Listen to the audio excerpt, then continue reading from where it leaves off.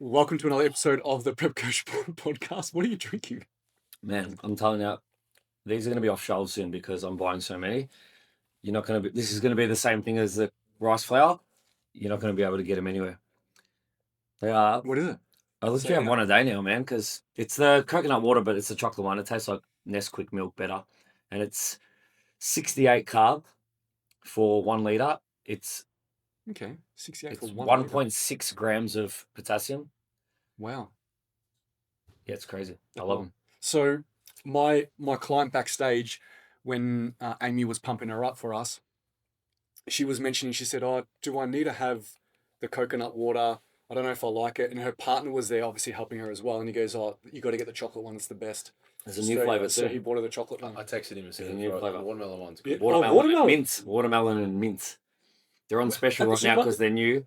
So these, you know what? You just opened it. Can I have a sip? Please, bro. So these are, what are they? They're $5.50. If you go to Coles or Woolies, they're $5.50. Okay. I don't. Ooh, Oh, that's so good. I don't want to say the place, That but doesn't taste like coconut water. Montmorency Foodworks has them for $4.40 every day. Oh, really? That tastes really good. Right. That tastes good. But yes, the new one is watermelon and mint. Okay. This is still refreshing. It's really, yeah. It's an intro. So if anyone doesn't know, we kind of prescribe coconut water to our athletes after they come off stage because they've had so much sodium to kind of counterbalance. Mm-hmm. How much do you normally get them to have when they come off? I'll give them a litre of coconut water. Full litre? Okay. Can I just talk out loud for a second? Yeah, go. We've just given this a massive plug. They're in Dandenong. Why are they sponsoring the show? They're literally in Dandenong. Cocobella, I'll be reaching out to you very, very soon. All right, guys, if any of our listeners has a contact at Cocobella, Tell us. put us on. Because all of our athletes have them post every show. Man, Timsy's had one every day for the last 12 months. Yeah. It's just an easier way. Because this is the thing, is your food goes higher and your fluid goes up, and also you add more salt. Just one more sip, please. No, do you want to sip? No, I've tried it. No, I've tried it. My kids fried it. Just have a moment. I just want to see the joy. Like, It is actually really good. Because you know how like coconut water sometimes can have that really strong... yeah, and sometimes too sweet as well. It's not. It's beautiful. It just wets the whistle. It just wets it. This episode is not sponsored by Coke. Coconut. It's actually sponsored by After Dish. And it's not sponsored by Monster. I've got a Monster in my hands. Yeah, what is that? Because that's an So international can. It's a smaller can. So we got this from one of our sponsors. Yeah, she's an angel. Callie. She's From a great human being. She's a legend. She was the best. She came in. She had little gifts for all of us. And she knows us very well. Obviously, she knows us that we like Monsters because I think we all got one. She listens to every episode. And in the little goodie bag, for me, I don't know what you guys had because I can ask you in a second, but there was peaches in there because obviously she listened to the episode. She knows that I have peaches with yogurt In prep. And then we all got T-shirts. Yes, the T-shirts are phenomenal. Do you want to go through? Yeah, we will. We'll wear them on next week's episode, but we'll say what they are because they're so good. Okay, so we got these T-shirts. They were like a New Balance T-shirt, but then she modified the front of it where the New Balance logo the was. NB, and added an she A. added an A and then added a crown. A gold glitter crown. Gold glitter crown. Black tee. And on the back, we all had names. Yeah, nicknames. So what was yours? Mine was right across the top, the architect of atmosphere. Mine was the porcelain protector. Can you tell them though, when we were backstage and we were upstairs Oh and no, stuff? don't say that. I just like was my brain was fried. But just Keep your going. head, because I couldn't read it. Yeah, and I couldn't read it too because it was like But then half folded. You said that, I'm like, what? That doesn't make any Doesn't sense. make any sense. What And did I'm you thought? bro, What that's did you just think? You porcelain. thought it was something else? Doesn't matter. Don't worry about it. I'll say it later. Callie knows? No. Okay. It's We'll tell embarrassing. Callie. Okay. What did yours say? Mine was the multilingual scientist. Yeah, I like it was awesome. So thank you so much. Like that's super sweet to obviously get all those made. Yeah. Give us Monsters each, and also I got peaches. Did you get anything else? No, I got a Monster as well. I think mine was a little bit special because she's like, this is for like congratulations awesome. for your wedding. So Yeah, that T-shirt, the architect of atmosphere. I was emotional in the foyer. yeah, I saw you. Because I just like for someone to listen and then take the time to grab a T-shirt, design it, put it like it's there's it's, a lot of it's, Get it the made. thought, it's the Yeah, thought it's and the the thought. effort. It's like you're Yeah. paying attention and you've gone to that. It was very sweet. So she's a Scouser, right? She's what? She's a Scouser. What does that mean? It's just like a part of the UK Okay. where you'll know the accent, and when Kelly brings it out, you can hear it clear as day. But do you know, is it Paddy Nimblet? How he's like, I'm a Scouser, we don't get knocked out. Yeah, it's just a part of England, but they're just hard asses. Nathan the Ash is the Scouser. Oh, is he the bodybuilder? Yeah, Nathan okay. Dash is- Yeah, that makes sense because when you listen to him on a podcast, like- you can hardly understand him. Yeah, we'll get Kelly to go off next time. It's the Scouser. See, when I spoke to her when I got back, I could understand her clear as day because I spent a year in the UK, Yeah. and especially when you're up in London, you hear different types. And obviously, you know, working in sport up there, you've got South Africans, you've got people from all over Europe, so you kind of learn to listen to certain like tones in terms of how I they say fucking words. love the Scouser accent. Yeah, It's it's the cool. best. I could listen to it all day long. I just wanted her to punch me in the face. Like, She probably would. she's too sweet. She's too sweet. She's yeah. also just about to have a little girl, so congratulations I to know. her. Can't wait to see that cute little baby. Yeah, and it's so good to see her doing so well as well. She's doing very, very well. She's worked so hard to get to where she is. I know any females that I have that compete, they always go through Kelly because she's the best, and also she's so good and she's so passionate about it. And to see her really solidify herself now, she's obviously at the top of obviously, you know, making bikinis and all of her stage Swimsuits, wear yeah. swimsuits. She's incredible. So Yeah, she's awesome. Yeah, absolutely awesome. And she's only just getting started. Started. Yes. Do you want to reflect on the weekend? It was You know what? pretty big. I said to you boys before we started the episode, I'll try and keep my excitement, emotion, feelings, you know, not under wraps, but you know, I get super passionate, and the weekend was just one of the, I don't know, professionally from a passion perspective, knowing what we've given to the sport and why we started what we started, and even how this podcast came about. The weekend just felt like it was one of those moments of like, and everything that I've been grinding for and believing in and sacrificing for it, which you guys have done exactly the same thing. It was the first time I felt like it was alive and everybody was believing everything that we've been doing. And you can tell the story about the crowd moment at the venue, but from a show perspective, the way it went off, the quality, the deep lineups, the production, the timing, the 2 days, the atmosphere, the people, the crowd. Oh man, I could go on for forever. Like some of the let's just use bikini as an example. That first season Class A, I was like, fuck, that top four could have won a pro card in previous years. And even the overall, which was, I could have picked 4 girls out of that overall that I was like, you could go into a press stage, you could go into a press stage. They were incredible. They were incredible. Side stage, the coaches, so many coaches came up to me and just said, you know, about they've see everything that we've been doing as a group, and that, you know, they're on board, and this is their number one preference forever now because of the way that we do things. And just to see coaches helping coaches and athletes helping coaches, and there was no like, you know, it didn't feel like one team was here and one team was there. Everybody was so united, and Callie running around backstage helping people, and you guys helping, you know, other athletes as well. I was looking backstage and I was like, hang on, I didn't think that was one of your athletes, but you were pumping people up. Like, it's just fucking awesome. Running upstairs in the athlete room with the projector screen on, so the athletes knew exactly what was happening. It's just like, wow, it's nailed. And then I went into the toilet and the blue wrap was on. I was like, there's not a single missed data. And to be able to run a show that's 120 athletes, Just every single weekend, where it goes off without a hitch and the system is just bulletproof, it just felt like, yeah, we'd finally gotten to where we wanted. And please don't think this is us getting complacent, because all it's done is lit the fire so much more to, you know, have this system work when it's 200 plus. But it was amazing. We ran into a bit of a problem, didn't we? So on the Saturday, we pretty much filled the house, and we're like, we're a bit worried for the Sunday now. They actually came and asked me, and I said, well, we did. I'm worried in 2 spots. On the Saturday, but we made the people in the foyer. I actually spoke to them and said, just wait, once this division's over, there'll be some people clear out. And thankfully about, 40, 50 people moved out, so we could bring the next lot through. We ran out of seats, and we had to we literally after the first division, bikini first season A, that was long. We had to stop the show for about 5 to 10 minutes and just tell everyone, 10 minutes, man. put the lights up and be like, everyone squish in, fill in all the gaps. We need every single seat that we have. Tristan was literally passing me down the suitcases from the media area because we always block out around about 20 seats for those We guys. had to tell the guys, sorry, can't have those to seats. have one seat either side so that we could bring the next side in, and even then there were still people waiting. So so wasn't it? Jay said to me, who's from the venue, there's 30 people in line to buy a ticket, but we're not going to let them buy that ticket until you sort out.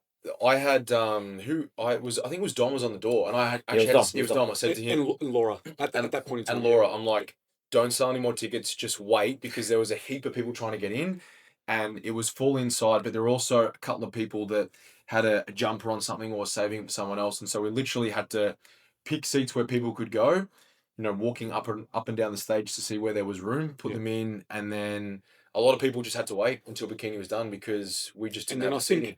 People realised that we're running out of seats, so then people weren't leaving. Because they're like, if I leave to go to the toilet or something, I'm not going to get my seat back. When you guys were like hustling and like trying to, I was like, this is like the Australian Open. You know how you can only go in? I was like, that's literally what it was like in terms of when there's a division, when people came out, and on the door he was Jason, because he was like, however many are coming out, that's how many can come in. So he's like 6 out, 6 in. So and everyone that had then paid for a ticket that was queuing up, they weren't going anywhere because they're like, I don't want to miss my chance to go and get my seat. Yeah. So, and that's why we had to stop the show, because it's like, if you've got a family member outside, it's the right thing to do. If there's a seat to create, to get them in. That's right. So I think for our next shows, we're gonna have to open up that upper story. Yeah, we have to get the amount. That was I think they can do 400 in that. We had 400 in the bottom part. And I think the upstairs was another 160 something like that. 150, which is now thinking about, we could probably fill that too. That'd be fun. Yeah. But yes, I think one of the biggest things that I was hearing backstage is the quality. Like the coaches were blown away by the quality of the athletes. They're like, So was I. This is like top level nationals. They felt like this is awesome. The coaches were blown away, and it was really good to see that. Overhear the coaches talking about, NBA's taken over this, they've taken over that, they've taken over this, they're doing better in this, they're doing better in that. Just for me to walk past and listen to the whispers was pretty cool. But the vibe backstage was awesome. There's a lot of comments and questions that we'll go through in a second that was basically saying how amazing it was back there. But it felt that way. I'm only stuck to one spot for most of the day, but it certainly felt that way where I was. And every time I peeked around the curtain or I was interviewing an overall winner, especially for the first 4 categories on the Sunday, I was like, far out. Literally can't see anywhere to sit. It was pretty cool for those winners as well to have an interview in an environment where you're being interviewed in front of 400 people. Mm-hmm. It's like, it's pretty rare. So it was nice for the athletes as well. And I can't wait to do it again already. I'm as much as I'm enjoying this weekend having some time with the family. Yeah. Like, I'm itching for WA already. Well, we were also lucky that we finished on time for both days, which is really we picked it. But the Sunday was, to finish the Sunday, which was even closer to time on the Sunday, was phenomenal. Yeah. Especially with the way bikini started, I was like, gosh, we're in trouble. Shit, we're in trouble. But we caught up and we finished on time, which is awesome. Do you want me to go through some of these comments, questions? Yep. Yeah, I'm trying to knock through quite a few. Hi team, this is Eden here. So if you remember her, she was the bikini overall winner. I absolutely do. Eden Jorgensen. Yeah. To start, I just want to say thank you. I have never felt so at home, and I had such fun because of an amazing show you guys put on. Even before the places were announced, I felt so aligned and empowered on that stage. Question: do we enter from the right at Nationals? So Nationals is the enter opposite. From the left if you're facing the stage, right if you're on the stage. Yeah, so if you're looking at the stage, it's on the left, which is opposite to Melbourne. Mm-hmm. Yeah. So start practicing your eye walk coming from the opposite side for Nationals. Yeah, which means that the diagonal will be the other side. Yeah, it will be the opposite. Still feel it from the top down, but the other side. Yeah, other side, yeah. She was a great athlete. Well, it was so funny after some of the overall winners come off stage, they were in a little bit of disbelief, and I just went, so I'm going to see what Nationals are like. Yeah, I guess I should. Yeah. I was like, you just beat, I don't know how many bikini girls. I mean, just 33 in first season. Yeah, so you just beat all those bikini girls. I think you should definitely come to represent your state for sure. I literally had the same conversation with her at the top. She must have had that with you at the bottom and then at the top. And she's like, do you reckon? And I'm like, I don't think you realize how stacked that lineup was. Oh, yeah. 3 or 4 of those girls would have been overall winners in some of the other states. And you like, it was so close. And for you to, of standouts for sure. yeah, Like, to come out on top, like for me, that lineup, it was an overall at a nationals. That's how quality And it this is the thing too is, people that did our state shows and they're thinking, okay, I got second, I got third. Is it worth going to nationals? You got to realize you can improve and they can regress. And also they can not come. They might not come. Exactly. So also nationals isn't all about placings as well. As we kind of said last time, nationals is like the best vibe ever. It is the best vibe ever. It's like you're at a massive house party and everyone's having an awesome time. So like we've all seen, and this isn't, specific to our federation. Every coach that's been in it a long time, we've seen people who were third at states win pro cards because first and second didn't go to nationals. Like, exactly right. That's happened. And they've gotten better as well. I've also seen people come second in an overall at states, come back at nationals, get better, and beat the person that had pipped them 2 weeks earlier. Yep, we've seen it. And we've also seen second place at nationals get invited into the pro show and place in the pro show and get their pro card that way. So yeah, so you'd be got silly to be in it. You got to be in it. But MT is right. It's such an incredible experience at nationals because everybody's from different states. You connect with people. We've spoken about friendships made for life. Like we spoke about Kira Lee and Caitlin before. They just caught up on the weekend in Queensland. That's the type of stuff that you can take away from an event like that. Yeah, definitely. Another one was the show on the weekend was epic. That Tim. Everyone thinks his name's Tim. Timsy. It's actually that's his nickname. Yeah, he probably hate us saying this, but his name is actually Riley. Riley. I remember the first time I met Tim, I'm like, oh, hey, Riley. He's like, oh, can you just call me Tim, please? And now he's like... Well, I used to call him Riley the first 3 months in his check-ins, and he was like, cursing hey, man, is it all right if you just call me Timsy? Because Riley's just really... But people think his name's Tim. Yeah. But yeah. It's Timsy, yeah. Start the question. It's actually just a statement. That Timsy, or Tim, gentleman on side stage, was something on another level. First of its kind and a huge difference. I'm a first-time 40-plus female. I'll be at every single show, which is awesome. Mm-hmm. Okay, let's go on to some questions here. So, how important do you guys think friendship circle affects your life? Also, bodybuilding. I feel like I need to do something, but I'm unsure if I should.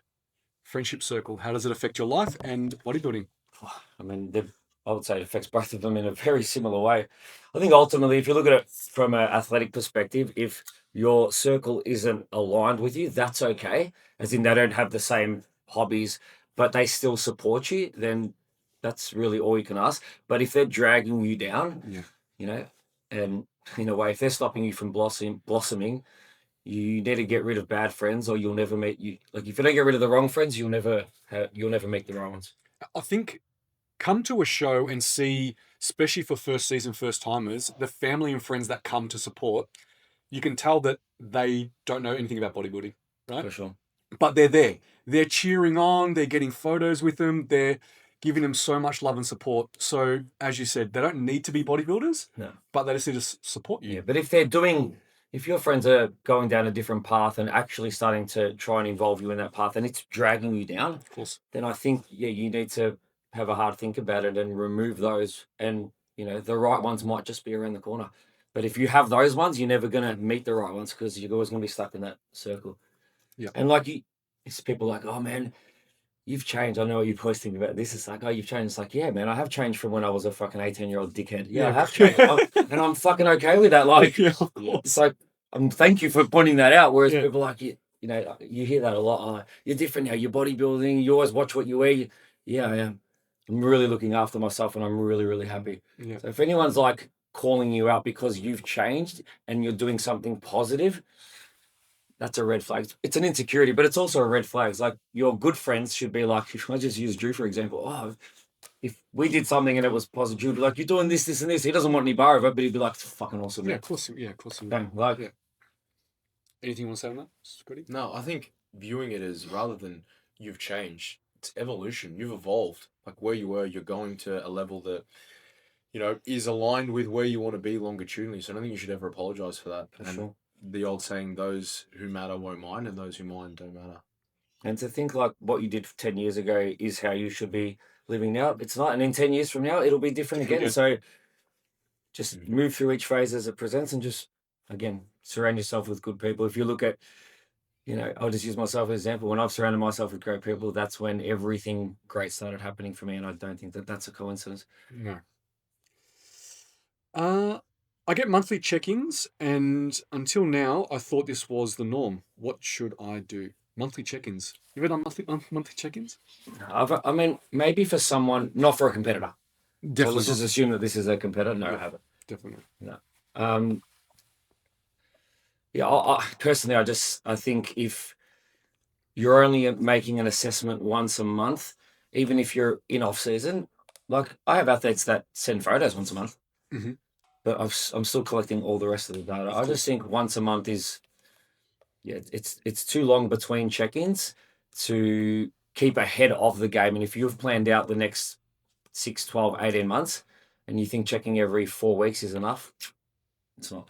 Because imagine you had that monthly check-in and then you made an adjustment, and then you have to wait a month to know whether that adjustment worked. Also, imagine how quickly you can fuck something. And if you weren't, let's just say you went off plan day 3 of that month, and your coach isn't going to know for another 28 days how much damage you can do. Yeah. I've used it, not for competitors. I've used it in a Gen Pop sense for a lifestyle client that, is pretty self-sufficient and needs a lot more sort of program targeting, general advice on, ways to build their day of eating because they like to track. But yeah, for an athlete, no, definitely not. Anything you want to add on that? No, we're good. Okay, we've got 2 questions to do with fluid retention on flights. When flying for a show, do you recommend wearing compression socks? How do you fix water retention after a flight? Now, it's funny because in Croatia, one of Kiki's cousins had a lot of fluid retention on her ankles. And we got Scotty on the task, didn't we? Yeah, Scotty straight onto it. He's like, Cindy. She's awesome. Do you want to talk a little bit about that? Can you try to reduce it, avoid it? Should you wear compression socks? What should you do on the flight itself, after the flight? It's ways to kind of mitigate it.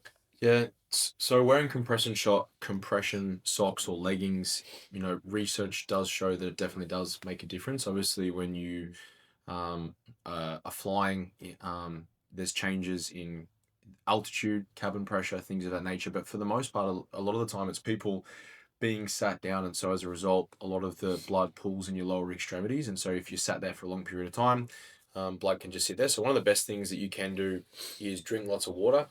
As you guys know, I'm very big on stay hydrated for multiple reasons. From an immunological standpoint, because if you're hydrated, you have that nice rich flow of antimicrobial protein. So if someone's coughing and spluttering, you're less likely to ingest a pathogen. But also, when you're drinking lots of fluid, you've got to get up to go to the bathroom to pee. And so when you get up, you've got to walk to go and get there. When you're in the bathroom, something that I do all the time, I don't know why, it's always 25. It's a random number, but I'll do 25 calf raises. Okay, yeah. It's just so random. It's just something that I tend to do. But just moving around, and then if you have the ability to sort of stand around for a bit, like when we were on our flight over to Croatia. He was calf raising, I was wall sitting on the door. Yeah, okay. But even on our trip that we had been to Europe earlier, they had stairs that go all the way up to the upper deck. And so I was walking up and down the stairs probably every 2.5 to 3 hours when it was like daytime, just for 10, 15 minutes, just to do something. And also just to get some blood, never blood into other areas, and never had any issues. So moving around, that's something that you really want to be mindful of, and obviously staying hydrated. And if you find that you are holding fluid, and sodium can play a part in that, if you're eating airplane food, you're likely to find that it's very, very high in sodium, which obviously can also lead to enhanced dehydration as a result of low humidity on the flight as well. Dries out your skin, dries out your eyes. So that's why you want to combat that by pushing in lots of fluid.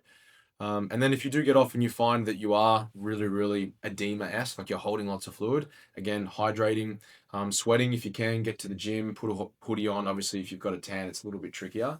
But trying to move around when you're at the airport, take the stairs, don't take the escalator, just little things like basically just movement. And then being mindful of how much sodium you are ingesting. And then if you can, try and sweat. So elevating your core temp will help move some of that fluid out. And usually you'll see that shift in anywhere from 3 to 6 hours. But if you're on a short flight, I was about to ask that. Say you're flying to Sydney, no one should have an issue with edema, because if you are in prep, you've obviously got fluid targets you need to hit. You should drink enough. What's Sydney like from Melbourne? an hour and 20. Yeah. As long as you get up to go to the bathroom once to have a wee, you'll be fine. And then when you're at the airport, you know, making sure that you're not just sat down the whole time, because you're going to be sat down for an hour and 20. But I think it's more if you're flying to WA, like when we have that flight in a couple of weeks, you know, making sure that you're going to the bathroom a couple of times so that you have to get up and move, standing out of your seat, things like that. Yep. I wonder how much edema that lady with the tarp over her woke up with. She woke up with other stuff as well, but how much edema would she have had? A bit. So, like, for instance, one of the longest flights is going to be like WA people coming to Nationals, New South Wales.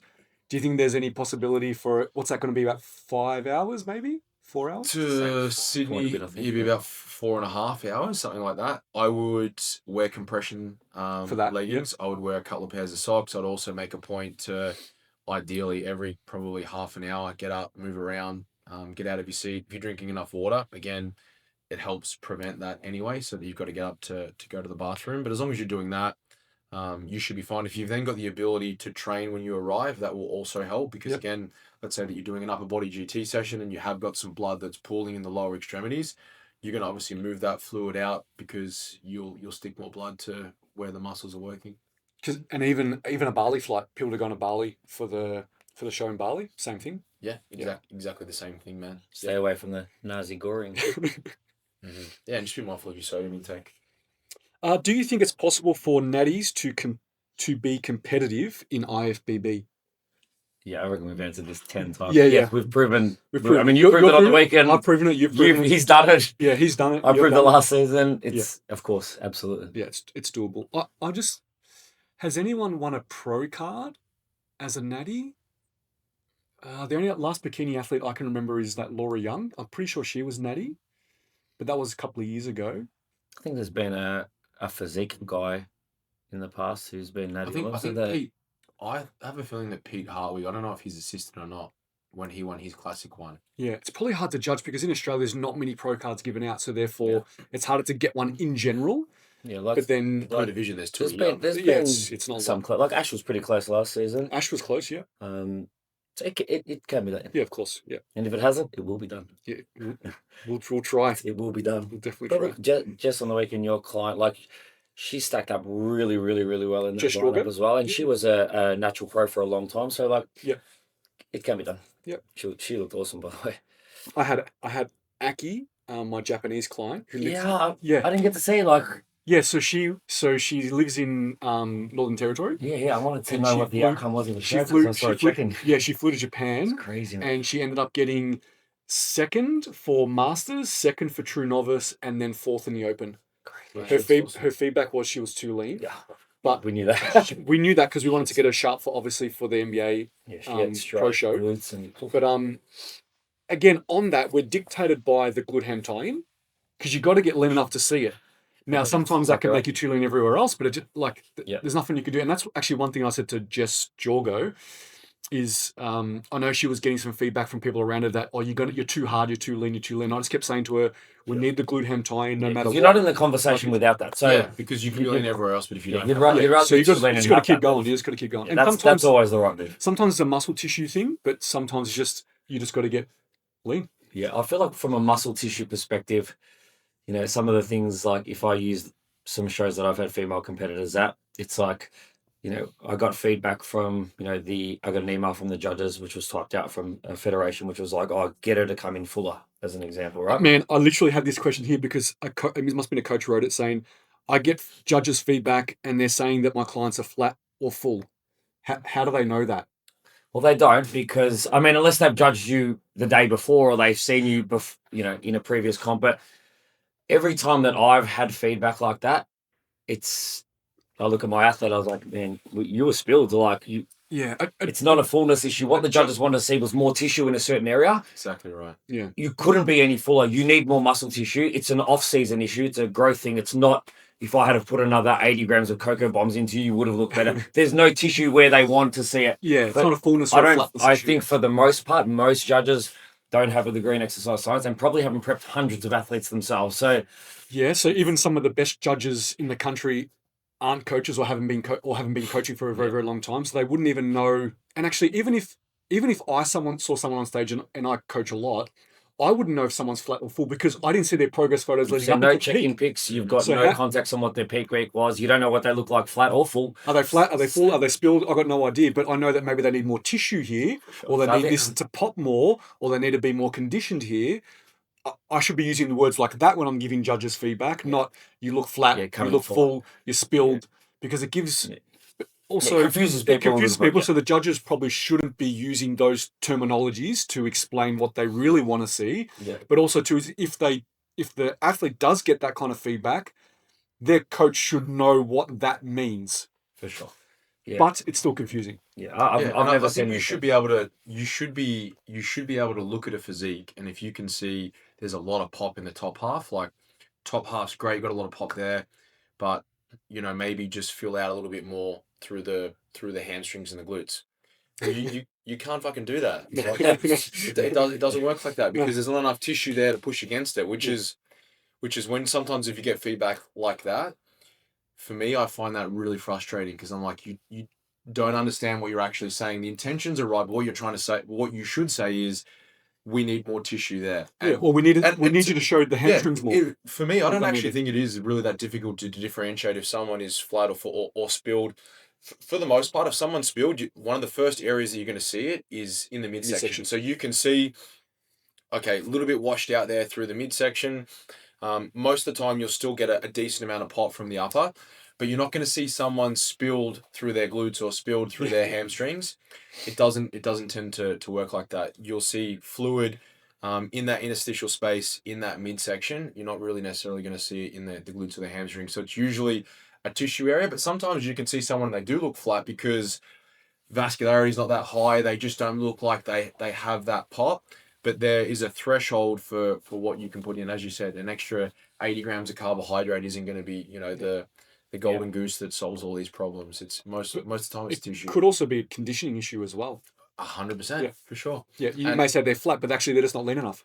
Exactly right. And sometimes you can look at someone and be like, my conditioning was great. Like, look at my shoulders, my arms. It's like, yeah, but if you don't have any detail at all through the glutes, as the saying goes, you're only as lean as your fattest body part. So if you're really, really conditioned up top, and some people get like that, but then you're really, really under conditioned from the lower, then you're not in contest shape yet. Yeah.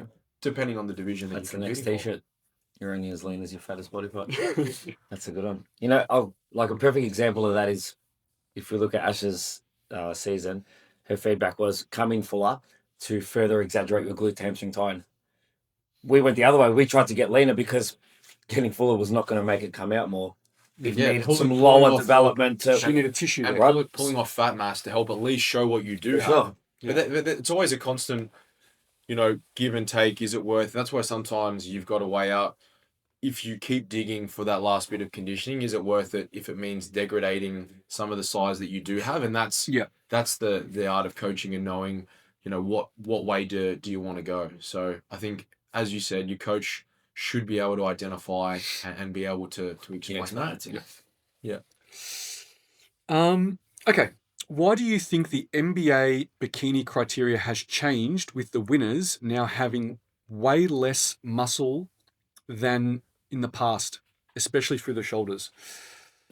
I don't know what they're referring to specifically, but all I can guess is that they're looking at the winners from obviously the most recent shows and they're thinking that's the standard.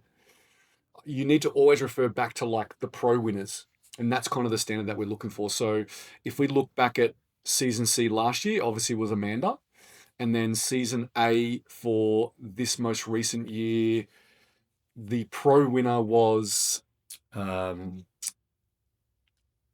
Brewer? No, it wasn't Amanda. Yes, it was. Yeah, she was a pro winner, but she didn't get her pro card that sorry, day. Andy Andy My Brewer. apologies. Yeah, Who was the pro winner, the bikini pro winner for that day? Andy won the pro show. Oh no, so who won their pro card? The overall? Who won the overall? Was it from WA? Shayla Brooks-Bowman. Was okay, Charlotte? Yeah. Yeah. All great amount of development on the shoulders. Shayla's gross. Yeah. So I don't know if this question is coming from the fact of what they've seen just recently in the last couple of shows. I always just say, just wait for nationals, because that's when we're going to set that standard. Look at my athlete, Caitlin, who won the swimsuit pro card. Mm-hmm. She's got great shoulders too. So I don't think it's changed. I think if you're looking at a couple of state shows between season A and now, maybe the winners aren't exactly what the pro lineup would be, but again, it depends on who's there that day, because I Correct. don't think it's changed at all. I looked at the top 4 from the weekend. The girl who came second, for example, I think her name was Pink Bikini Amanda Mifsud. Yeah. Her and the winner, were both clear standards. Both their delts were pretty damn good to me. Yeah. And So it depends what you're watching. Are you watching it on a live stream? Are you watching it front row where the judges are? Are you just seeing photos on Instagram? Sure. Yeah. So yeah, the criteria hasn't changed, but just wait till nationals because that's when we kind of cement that standard. Yeah. And I mean, if I get a pretty good view on side stage, I see them all before they walk on. Yeah. And, from a judging perspective, I've pretty much been able to say, I reckon that's where the top 5 is going to sit. And it's always pretty close. I think it's been pretty consistent. Yeah. Anything on that? No, we're good. Do you think it's fair for true amateur competitors at NBA? Sorry, hang on, let me start this again. Do you think it's fair to true amateur competitors that NBA let pro athletes from other federations compete in the amateur divisions? So do you think it's fair for amateurs to go up against other pros from other federations in the amateur divisions? We've actually had this kind of conversation internally because there's pro athletes from other federations. Maybe they've got their pro cards at like state shows or small events and things like that. For us, they're probably not at our pro standard. So in the end, they can decide to use their pro card and submit their request to compete as a pro in our federation in the pro show, or they can decide to not to use their pro card and just do the amateur lineups in a state show, in a national show, whatever they want to do. So that's just something that we obviously have as a rule. I don't think there has been any instance where there has been like a ridiculously good pro that's just tried to bully all the amateurs. Yeah, like if Benny Watley rocked up and wanted to do amateur classic physique, probably tell him no. Yeah, like we have the ability to exercise common sense and approve and not approve what so we wouldn't take the piss in that way either. So no, of course not. And also too is you got to remember that they'd probably be in divisions that aren't going to be bullying like first season true amateur competitors. They're going to go in like an open lineup because they're technically not a novice and they're not a first season competitor. Yeah. But look at Jeff Begonia, who won the overall at the Queensland bodybuilding state show. Yeah. He's an ICN pro, bodybuilding pro. He was still pushed by multiple guys in that lineup, and he wants to go down that path to earn it. So I don't think it's an issue, but again, if top tier, like if Scotty wanted to go back and do men's physique amateur, we wouldn't let him do that. No, but before I he wants the to do NBA pro he wants to show, do the I had never done an NBA show, so I entered as an ICM pro, and I actually said to Stu, I'm happy to do the amateur show if you want me to do it, but also if you're happy for me to go into the pro show, and he said, I'd rather if you just go into the pro show. Yeah. We will look at it on an individual basis as well. I think we have had the conversation is that now there's some federations that are giving pro cards out at state shows, or they've got small nationals where there's not really much competitors, and we're like, it's not going to be an automatic entry that you can use that pro card and go straight into an NBA pro lineup. We're still going to use that discretion. We haven't denied anyone so far, but it's a discussion that we've had because obviously there's a lot more pro cards being given out in the natural scene at the moment. Definitely. Yeah. But we will police it. It's not going to be a free for all. Yeah, totally. Is 1 year off season really enough time? Depends on just like fully growing for 12 months. And are you talking about at the top level, like to do another pro show? Or are you talking about you just miss out on your pro card and you need to just fill a little bit of a gap and then you come back and run it again? Yeah, and also too is it 1 year? Like just 1 year of split prep, is it 1 year of a surplus, or is it 1 year between shows? Yeah, because if you're talking about I'm doing season C this year and then I'm doing season C again next year, it's not 1 year off season. Then no, because if you're in really good contest shape, there's a massive recovery period, and then there's the growth, and then there's not enough time for that. And then there's a massive prep phase to get lean again, right? So. Yeah. So no, unless your feedback was that it's not a muscularity thing. No. I think if you were doing season C, I think the shortest turnaround time would be maybe, so if you did season C 2025, maybe season A 2027, that gives you enough time that's still a pretty short turnaround, but that allows you to then recover, have some time to lay down some tissue. Maybe you don't quite push up as high in the improvement season, so that the pre-prep period may only be like a 5-6 week little quick tidy up, and then maybe you maintain for another little bit, and then you start prep. But again, it comes down to how long does it take you to get in shape? You know, how far off stage weight do you need to be at to perform well in the improvement season? There's so many different variables. All right, I think we might leave it there because we're about to have our Team G coaches rock up for our professional development day. So we'll leave it there. But this weekend we have off. I know IFBB Nationals is on. I'm going. Ballarat. Are you going to ICM Ballarat? Yeah. Perfect. I have a client there. You can look after him for me. Luke's still know I want to go. Okay, awesome. Yeah. It's on Sunday, isn't it? Yeah. I'm most likely going to go to IFBB on Sunday for Just Jaw Go. Awesome, man. Yeah. So I want to get down and support Luke. awesome. You saw his back shot. Yeah, his back And shot's this awesome. is the best thing. I was sitting next to Scotty watching Luke on stage, and he works for me as a coach, but he's been a landscaper his whole life. He's got 2 teenage girls who are super busy, and his commitment to the process has been like relentless with no whinging. And then when he hit his back shot, which is phenomenal, Scotty goes to me. That's somebody who's been pushing a wheelbarrow around for many years. Like But you know what? I had no idea that he was a landscaper. You just told me that now. Yeah. Oh, so there you go. Yeah, and I was like, awesome. man, I'm like, can you go up and tell him that backstage? Yeah, he was awesome. And then he sent me a couple of screenshots from people who were like, man, you had one of the best backs. But for you to just say like that's like years of muscle building and say that it's from a wheelbarrow, knowing that actually it was from a fucking wheelbarrow. It's like Scotty knows his muscle. Like, that's wheelbarrow muscle. That was this. Well, you put it up on your story, and I literally just commented to you saying wheelbarrow muscle. Wheelbarrow muscle. I'm going to send that to him. All right, guys. Thanks for your questions. Thanks for listening, and we'll see you in the next one.